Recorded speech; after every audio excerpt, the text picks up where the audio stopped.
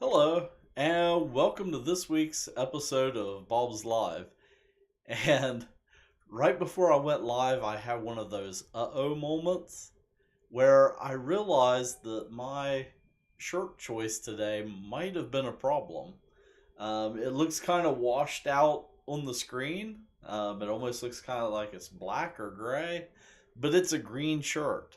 And luckily, it is a different shade of green than the green screen behind me. Because otherwise, I would be a floating head right now. But I think we can work with this. The logo there on my shirt, the green screen doesn't work too well with it, but I think we'll get by with that. There, I'll move the microphone so it covers up the logo.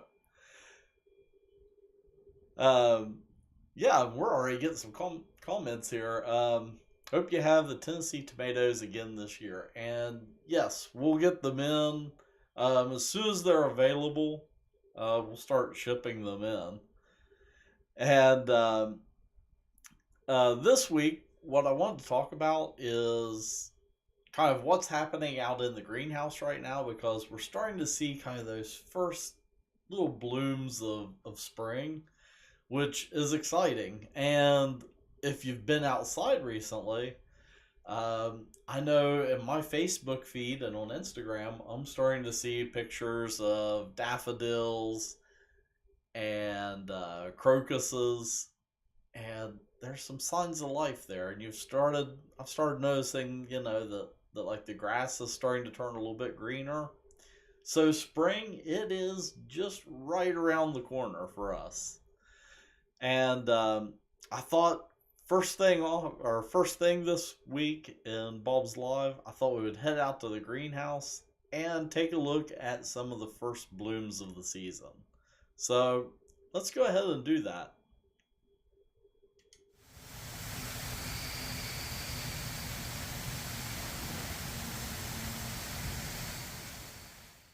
Hi, today I am down here at our Fieldhouse greenhouse where we grow our rooted cuttings, but also we grow a lot of our 4.5-inch pots and also some of our hanging baskets.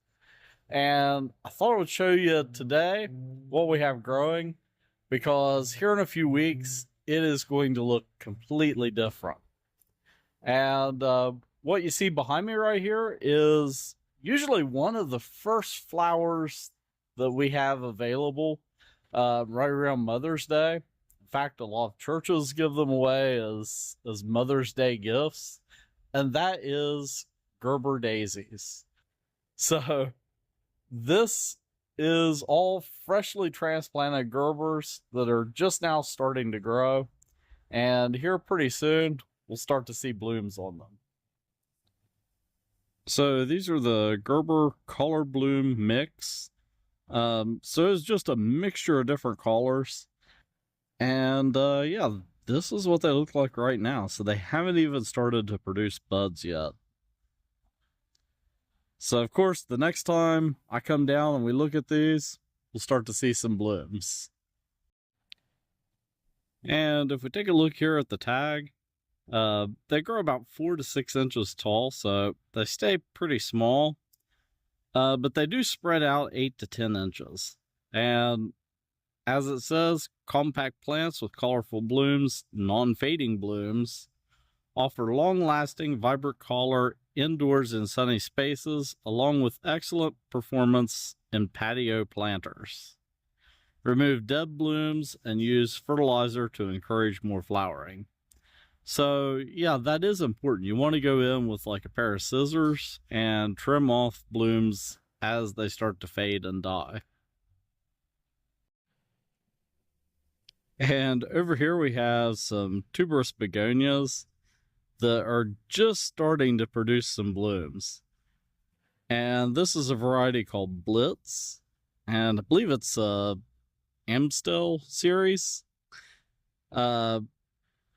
But yeah, these are just gorgeous and they work great in containers. Again, it is another beautiful patio plant.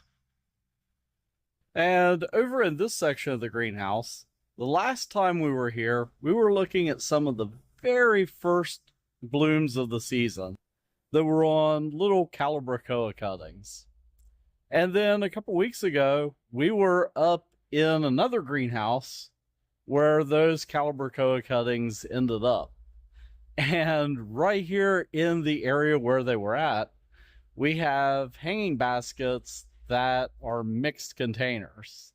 So these hanging baskets have a mixture of plants in them. They have 3 different plants, and that way as they grow, they kind of intertwine. So you get this beautiful bouquet mixture of plants. So let's check it out. So of course we're just kind of getting the first hints of color in this, but you can see here like a beautiful verbena that's starting to bloom. And one down, I think I've seen some Calibrachoas. Yeah, so here we have some cute little yellow Calibrachoas that are just starting to show some blooms. And I don't know what this variety is called, but I just love that. Those are gorgeous. And that pink, that just really pops. I was able to see that from like 2 bays away. And here we have a beautiful lobelia that's starting to show off a bloom. And finally, we have these that are just, wow. That is gorgeous. And that's a quick look at what's happening here at our Fieldhouse greenhouse.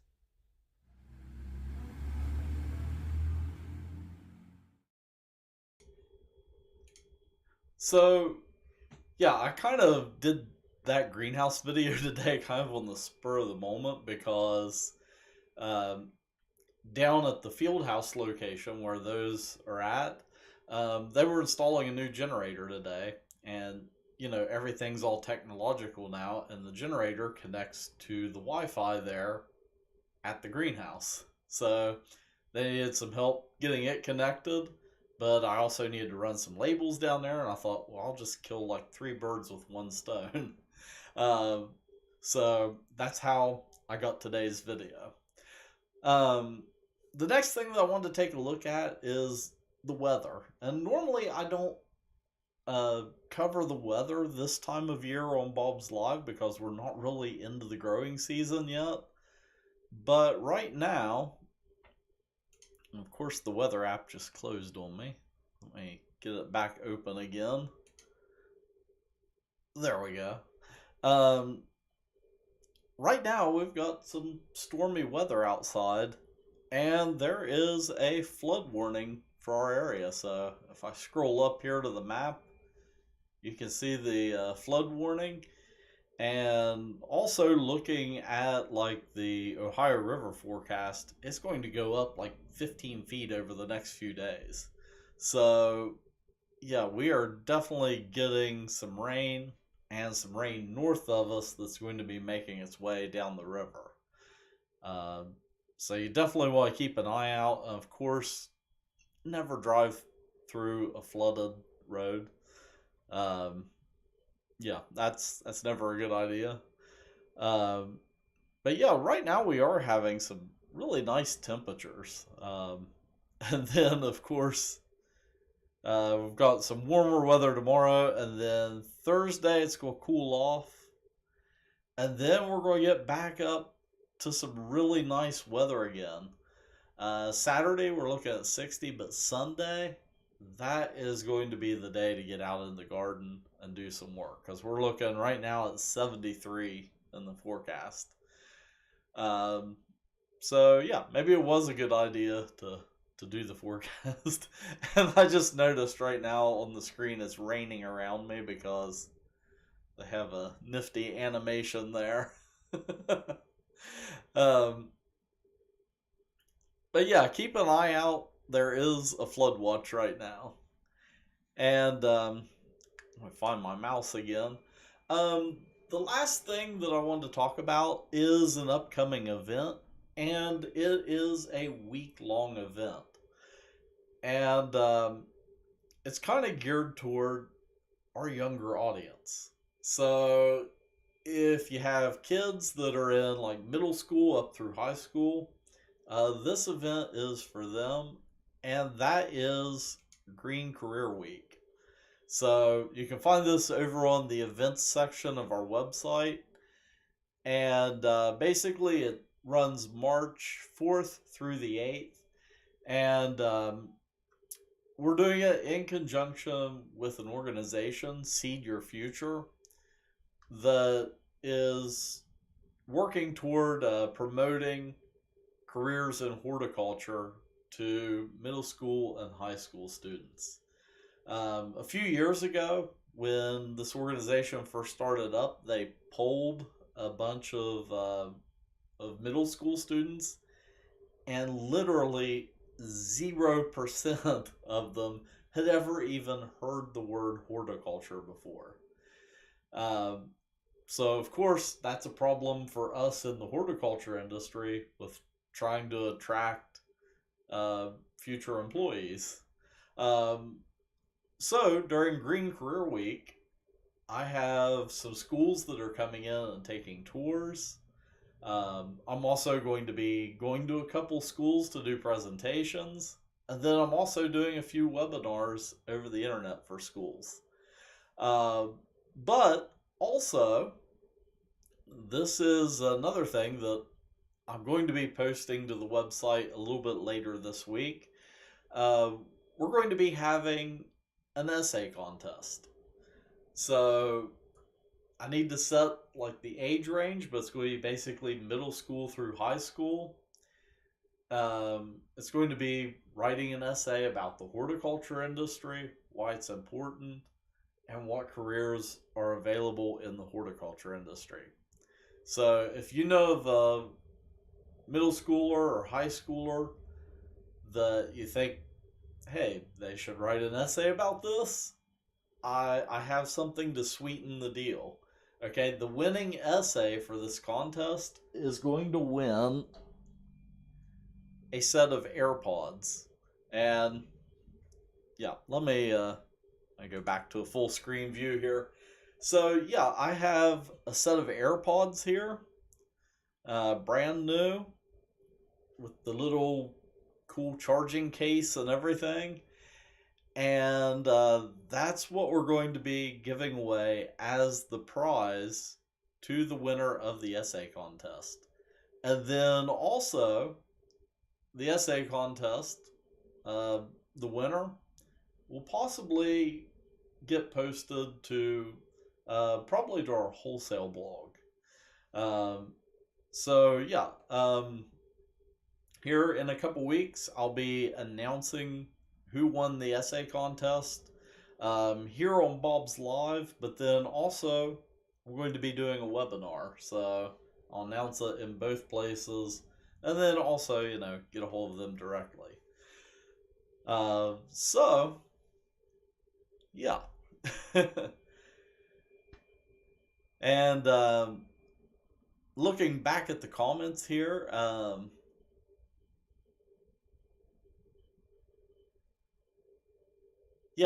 Sue Anna's saying, y'all need to get some black elephant ears. You sold them one year. My family and I fell in love with them, but we've not been able to find them since. Hopefully, because elephant ears is something that we don't grow ourselves, that we get in from outside suppliers. So hopefully we can find something like that. With elephant ears, though, you do want to, they're not cold hardy. So in the fall, once we get like a killing frost and the leaves die back, you want to dig up your elephant ears and bring them inside to store the tubers over the winter. Otherwise, once we get a really, really hard freeze and the ground freezes, that'll kill your elephant ears. So I'll keep an eye out, and I'll put some little feelers out to see if we have a source for getting black elephant ears in. And yeah, there's a lot. Like, I need to get some elephant ear bulbs or tubers and plant some this year. Um, you can get a ton of different varieties of them. Some of them have really beautiful variegated leaves. They have all different sizes. Back when I used to grow them, I had a variety where literally the leaf would get like the size of my torso. I could like hide behind it. It was so big. Which, yeah, they're called elephant ears. um, yeah, and Patty says, awesome on getting information to the youth. And yeah, that is a big thing with Seed Your Future.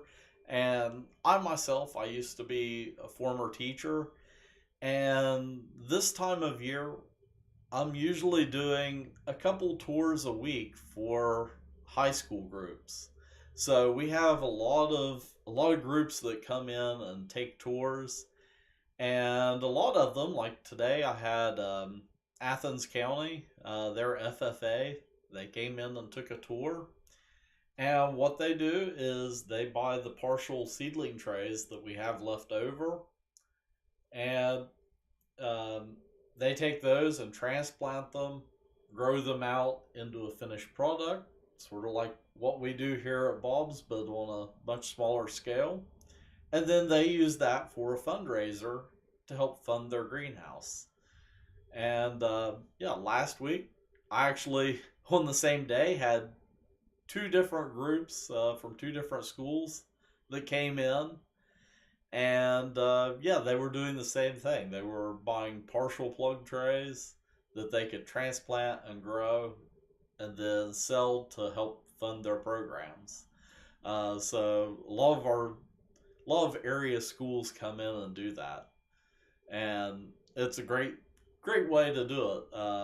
So like one group last week, the teacher came in, sort of left the students with me, and she took a couple students with her and went and got the plants that they needed while I did the tour. And yeah, it works out great.